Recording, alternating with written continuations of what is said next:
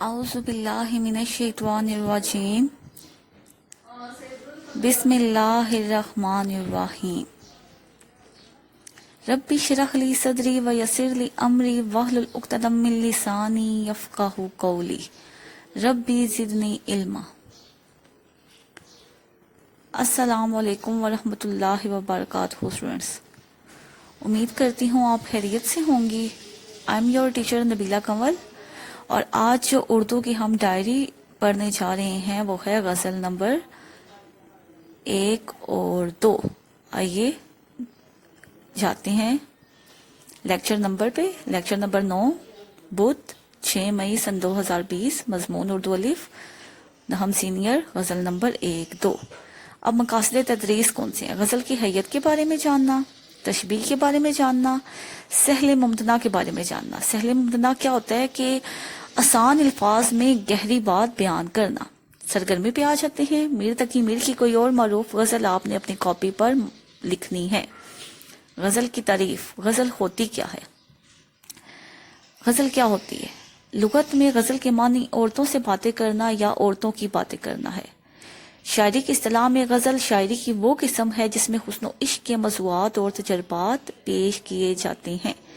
غزل کے لہجے میں موسیقی اور ترنم کے عناصر ہوتے ہیں۔ پتہ لگ گیا آپ کو؟ غزل کے پہلے شعر کے دونوں مصرے ہم قافیہ اور ہم ردیف ہوتے ہیں، باقی اشعار کے ہر دوسرے مصرے میں قافیہ ہوتا ہے۔ غزل کا پہلا شعر مطلع کہلاتا ہے جبکہ آخری شعر مقطع کہلاتا ہے جس میں شاعر تخلص استعمال کرتا ہے۔ غزل نمبر 1، شاعر کے تعارف پہ آ جاتے ہیں۔ میر تقی میر، ان کا اصل نام جو تھا وہ میر محمد تقی تھا، اور میر ان کا تخلص تھا، اور آپ 28 مئی 1723 کو پیدا ہوئے اور 22 ستمبر 1810 کو آپ کی وفات ہوئی۔ آپ کی شاعری میں غم بہت زیادہ پایا جاتا ہے۔ دلی کی بربادی کے جو اسباب ہیں ان کا غم پایا جاتا ہے، اور دنیا کی بے ثباتی یعنی کہ دنیا ایک فانی ہے، اس اور تنزیہ جو ہے وہ آپ کی غزلیں ہوتی ہیں۔ تو اب آ جاتے ہیں غزل پہ۔ غزل جو 1 ہے آپ کی، غزل نمبر 1، ہستی اپنی حباب کسی ہے۔ غزل کا شاعر جو سا ہے وہ میر تقی میر۔ غزل کا مطلع، غزل کا پہلا شعر میں نے ابھی آپ کو بتایا جو مطلع کسے کہتے ہیں، ہستی اپنی حباب کسی ہے۔ غزل میں موجود قافیے۔ قافیہ کیا ہوتا ہے کہ غزل میں جو ہم آواز الفاظ ہوتے ہیں، شعر کے آخر میں آنے والے ہم آواز الفاظ کو قافیہ کہا جاتا ہے۔ یہ سارے جو سے ہیں وہ قافیے ہیں، ہم آواز ہیں۔ اور ردیف، غزل کے شعر کے آخر میں دہرائے جانے والے ایسے الفاظ جو غزل میں ہو بہو دہرائے جاتے ہیں ان کو ردیف کہتے ہیں۔ غزل کا جو مقطع ہے وہ آخری شعر، میں نے آپ کو بتایا کہ غزل کا جو مقطع ہے، مقطع کسے کہتے ہیں؟ غزل کے آخری شعر کو مقطع کہتے ہیں جس میں شاعر اپنا تخلص استعمال کرتا ہے۔ تو اس غزل کا جو مقطع ہے وہ ہے، میر ان نیم باز آنکھوں میں ساری مستی شراب کی سی ہے۔ میر جو ہے یہ شاعر کا تخلص ہے۔ تو آخر میں شاعر نے آخری جو شعر ہے اس غزل کا، اس میں اپنا تخلص استعمال کیا ہے، اس لیے اس شعر کو مقطع کہیں گے۔ اب آپ کو پتہ لگ گیا ہوگا کہ کیا ڈیفینیشن ساری کا۔ اب سب سے پہلے شعر نمبر 1 پہ آ جاتے ہیں۔ ہستی اپنی حباب کسی ہے، یہ نمائش سراب کسی ہے۔ حل لغت، ہستی زندگی، وجود، حباب بلبلا، عارضی نمائش کا مطلب دکھاوا، اور سراب دھوکا۔ اس شعر میں شاعر نے جو انسانی زندگی ہے اس کو پانی کے بلبلے سے تشبیہ دی ہے، اور شاعر نے کہا ہے کہ جو انسانی زندگی ہے یہ پانی کے بلبلے کی طرح ہے، کب ختم ہو جائے کچھ پتہ نہیں۔ اور اس کی جو ظاہری جو آپ کو شان و شوکت نظر آتی ہے، یہ دکھاوے کے سوا کچھ بھی نہیں ہے۔ یہ ساری جو زندگی ہے یہ پانی کے بلبلے کی مانند ہے، اور اس میں جتنی بھی چیزیں نظر آ رہی ہیں وہ صرف دکھاوا ہے۔ شعر نمبر 2، نازکی اس کی لب کی کیا کہیے، پنکھڑی گلاب کسی ہے۔ نازکی کا مطلب نزاکت، لب ہونٹ، پنکھڑی پھول کی پتی، گلاب پھول کا نام کی سی مانند۔ اس شعر میں شاعر نے اپنے محبوب کے ہونٹوں کو گلاب کی پنکھڑی سے تشبیہ دی ہے۔ شاعر کہتا ہے کہ جس طرح گلاب کی پنکھڑی جو ہوتی ہے، گلاب کی پتی ہوتی ہے، وہ نرم و نازک ہوتی ہے، اس طرح جو میرے محبوب کے ہونٹ ہیں وہ بھی نرم و نازک ہیں۔ اس شعر میں بھی شاعر نے تشبیہ استعمال کی ہے کہ شاعر نے اپنے محبوب کے ہونٹوں کو گلاب کی پتی سے تشبیہ دی ہے۔ شعر نمبر 3، چشمے دل کھول اس بھی عالم پر، یہاں کی اوقات خواب کیسی ہے۔ اس شعر میں شاعر کہتے ہیں کہ ہمیں جو دل کی آنکھ کو کھول کر رکھنا چاہیے کہ یہ دنیا ایک خواب کی طرح ہے. ہم اس دنیا میں ہمیشہ کے لیے نہیں آئے, ہم نے اس دنیا سے چلے جانا ہے. دنیا کی اوقات خواب جیسی ہے, جیسے جب ہم آنکھیں کھولتے ہیں تو ہمیں پتہ لگتا ہے کہ یہ خواب ہے, ایسے ہی جو دنیا کی جو حقیقت ہے وہ بھی خواب ہے. ہمیں اس دنیا میں آ کر دنیا کا نہیں رہنا چاہیے, بلکہ ہمیں آخرت کی تیاری کرنی چاہیے, اپنی آخرت کو سنوارنا چاہیے, کیونکہ یہ جو دنیا ہے یہ صرف فانی ہے اور یہ دنیا ہمیشہ کے لیے نہیں ہے. شعر نمبر 4. بار بار اس کے در پہ جاتا ہوں, حالت اب اضطراب کسی ہے.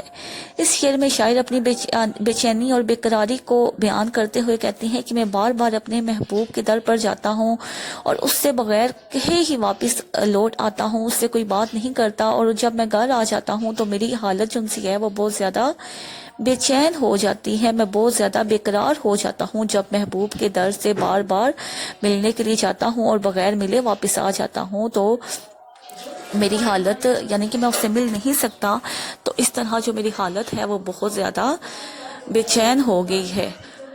شعر نمبر 5. میں جو بولا کہا کہ یہ آواز اسی خانہ خراب کسی ہے. اس شعر میں شاعر کہتے ہیں کہ جب میں اپنے محبوب کے دروازے پر گیا اور میں نے صدا لگائی تو اندر سے محبوب مولا کہ یہ تو اسی آوارہ گرد اور تباہ حال بکاری کی آواز ہے.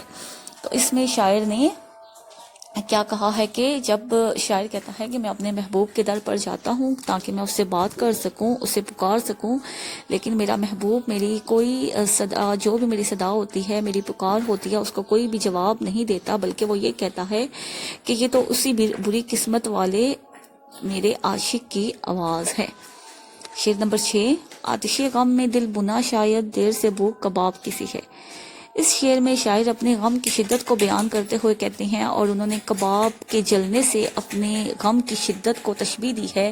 شاعر کہتا ہے کہ جس طرح ایک کباب کو آپ چولہے پر رکھ دیں اور اس کو اتارنا بھول جائیں اور وہ جل کر راکھ ہو جاتا ہے, اس طرح شاعر کہتا ہے کہ میرا دل بھی اتنا زیادہ جلا ہوا ہے, میرے دل میں اتنے غم ہیں کہ وہ بھی کباب کی طرح بن گیا ہے. شعر نمبر 7. میری نیم باز آنکھوں میں ساری مستی شراب کسی ہے. اس میں بھی شاعر نے تشبیہ کا استعمال کیا ہے. شاعر کہتے ہیں, یہ مقطع کا شعر ہے, مقطع غزل کا آخری شعر. شاعر کہتے ہیں جو میرے محبوب کی آدھی کھلی اور آدھی بند آنکھیں ہیں اس میں شراب کی سی مستی پائی جاتی ہے. اچھا اسٹوڈینٹس, اب آ جاتے ہیں غزل نمبر 2 پہ. غزل نمبر 2 کے جو شاعر ہیں ان کا نام ہے خواجہ حیدر علی آتش. نام ان کا حیدر علی تھا اور تخلص ان کا آتش تھا. لکھنؤ میں پیدا ہوئے تھے اور والد کا نام خواجہ علی بخش تھا. اچھا جی, یہ بھی آتش صغیر میں ہی یعنی کہ چھوٹی عمر میں ہی جو ان کے والد ہیں وہ وفات پا گئے اور ان کی جو تعلیم و تربیت ہے وہ بہتر طریقے سے نہ ہو سکی. شاعری میں مصحفی جو شاعر ہیں ان کی شاگردی اختیار کی اور اس کے علاوہ بھی بہت زیادہ شعراء سے ان کا واسطہ رہا. تو سب سے پہلے شعر نمبر 1 پہ آ جاتے ہیں غزل کے. رخ و زلف پر جان کھویا کیا, اندھیرے اجالے میں رویا کیا. اس شعر میں شاعر کہتے ہیں کہ رخ چہرہ اور زلف بال. شاعر کہتے ہیں کہ میں نے اپنے محبوب کے حد و خال میں ہی کھویا رہا, میں اسی کی تعریف بیان کرتا رہا. کبھی اس کے میں نے چہرے کی تعریف بیان کی اور کبھی میں نے اس کی زلفوں کی تعریف بیان کی, اور مجھے دنیا کی سمجھ ہی نہ آئی, اور اس طرح جو میری عمر ہے وہ گزر رہی, میں کسی تعمیری کام میں حصہ نہ لے سکا اور اپنے محبوب کی ہی تعریف میں مگن رہا. اچھا جی, اب شعر نمبر 2 پہ آ جاتے ہیں. ہمیشہ لکھے وصف دندانے یار, قلم اپنا موتی پرویا کیا. اس شعر میں شاعر کہتے ہیں کہ جو میرا محبوب ہے اس نے ہمیشہ جو ان سے ہیں وہ میرے اپنے محبوب, جو میرا محبوب ہے اس کے دانتوں کی خوبیاں بیان کرنے میں گزار دی. شاعر کہتا ہے کہ جب بھی میں کچھ لکھنے کے لیے بیٹھتا ہوں تو میں اپنے محبوب کے دانتوں کی تعریف بیان کرتا ہوں, یعنی کہ دانتوں کو انہوں نے موتیوں سے محبوب کے دانتوں کو موتیوں سے تشبیہ دی ہے. شاعر کہتا ہے کہ میرا جو قلم ہے وہ جب بھی کچھ لکھنے کے لیے میں کچھ لکھتا ہوں تو میرا قلم جو ہے وہ میرے محبوب کے دانتوں کی تعریف بیان کرتا ہے. اچھا جی, اس کے بعد اگلا, کہوں کیا ہوئی عمر کیوں کر بسر, میں جاگا کیا بخت سویا کیا. اس شعر میں شاعر اپنی قسمت سے گلا شکوا کرتے ہوئے کہتے ہیں کہ میری قسمت نے کبھی بھی میرا ساتھ نہیں دیا, میں خود تو جاگتا رہا لیکن میری قسمت سوئی رہی. ایسا نہیں ہوا کہ میں خود جاگا رہا اور جو میری قسمت ہے وہ بھی جاگی رہی، بلکہ میری قسمت میرے ساتھ، میں تو خود جاگا رہا لیکن میری قسمت نے میرا ساتھ نہیں دیا اور میری قسمت ہمیشہ سوئی رہی۔ میں نے اپنے محبوب کو پانے کے لیے بہت زیادہ کوششیں کی اور میں نے اپنے محبوب کو پانے کے لیے بہت کچھ کیا، لیکن میری قسمت ہے اس نے میرا ساتھ نہیں دیا اور میرا محبوب مجھ کو نہ مل سکا، اور اس طرح ہی میری زندگی جو ہے وہ بسر ہو گئی۔ میں خود تو جاگتا رہا لیکن جو میری قسمت ہے اس نے میرا ساتھ نہیں دیا اور میری قسمت ہمیشہ سوئی رہی، اور میں خود جاگا رہا لیکن قسمت سوئی رہی۔ اگلا شعر نمبر 4، رہی سبز پہ فکرے کشتے سخن نہ جوتا کیا میں نہ بویا کیا۔ اس شعر میں شاعر کہتے ہیں کہ جو میری شاعری ہے اس پر میں نے کوئی محنت نہیں کی، حتیٰ کہ جب ایک ہوتا ہے کسان، وہ اپنی زمین پر بہت زیادہ محنت کرتا ہے تب جا کر اس کی محنت کا ثمر اس کو ملتا ہے، اس کی کھیتی ہری بھری ہوتی ہے، لیکن شاعر کہتا ہے کہ میں نے اپنی شاعری پر کوئی بھی محنت نہیں کی، یہ عطیہ خداوندی ہے۔ شعر میرے ذہن میں آتے رہتے ہیں اور میں انہیں صفائی کرداس کی زینت بناتا رہتا ہوں، یہ اللہ تعالیٰ نے مجھے دی ہے، اور جو میری شاعری ہے وہ لوگوں کے دلوں میں گر کرتی ہے، یہ ہمیشہ سے سرسبز ہی رہی ہے۔ شعر نمبر 5، برہمن کو باتوں کی حسرت رہی خدا نے بتوں کو نہ گویا کیا۔ برہمن ہندوؤں کی سب سے اونچی ذات ہوتی ہے۔ شاعر کہتے ہیں کہ جو ہندوؤں کی سب سے اونچی ذات ہے برہمن، انہیں اپنے بتوں سے بات کرنے کی بہت زیادہ حسرت رہی، لیکن اللہ تعالیٰ نے بتوں کو بولنے کی قوت عطا نہیں کی، یعنی کہ اس میں شاعر نے اپنے محبوب کے لیے بت کا استعارہ استعمال کیا ہے۔ شاعر کہتا ہے کہ جس طرح بت نہیں بول سکتے، مجھے بھی لگتا ہے کہ میرا محبوب بھی ایک بت ہے اور وہ بھی نہیں بول سکتا اور مجھ سے بات نہیں کرتا، کیونکہ وہ میرے دکھ نہیں سمجھتا، مجھ سے بات نہیں کرتا، تو میں سمجھتا ہوں کہ میرا محبوب بھی ایک بت ہے۔ اچھا جی، اگلا ہے شعر نمبر 6، مزہ غم کے کھانے کا جس کو پڑا وہ اشکوں سے ہاتھ اپنا دھویا کیا۔ اس شعر میں شاعر کہتے ہیں کہ انسان جس چیز کا عادی ہو جائے وہ اس کے بغیر نہیں رہ سکتا۔ مثال کے طور پر اگر انسان نشہ کے عادی ہو جائے تو وہ نشہ کے بغیر نہیں رہ سکتا۔ تو اس شعر میں شاعر کہتے ہیں کہ میں بھی اب غم کھانے کا عادی ہو گیا ہوں، میں بھی اب غم سہنے کا عادی ہو گیا ہوں۔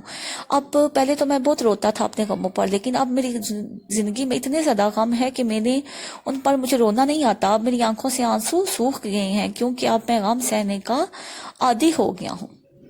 7واں، زنہدا سے آتش محبت رہی کنویں میں دل مجھے بویا کیا۔ تو اس شعر میں شاعر اپنے محبوب کے تھوڑی کے گڑے کو کنویں سے تشبیہ دیتے ہیں۔ شاعر کہتے ہیں کہ جو میرے محبوب کا تھوڑی کا گڑا ہے وہ مجھے بہت زیادہ پسند ہے اور میں اسی کی تعریف میں دن رات مگن رہتا ہوں، اور ایسا لگتا ہے کہ وہ محبوب کا جو گڑا ہے وہ ایک کنویں کی طرح ہے۔ اچھا جی، اب یہ سارے جو ہے وہ مشقی سوالات بھی آپ کو سلائڈز پہ نظر آ رہے ہوں گے، تو یہ مشقی سوالات بھی آپ کو میں نے سلائڈز پر دکھا دیے ہیں۔ اس کے بعد یہ تراکیب اور معنی بھی ہیں، ان کے کوشچن آنسر ایکسرسائز کے ہیں اور یہ معنی بھی ہیں، تو یہ آپ کو سلائڈز پر نظر آ گئے ہوں گے۔ تشریح کے بعد میں نے مشق بھی آپ کو سلائڈز پر دکھا دی ہے۔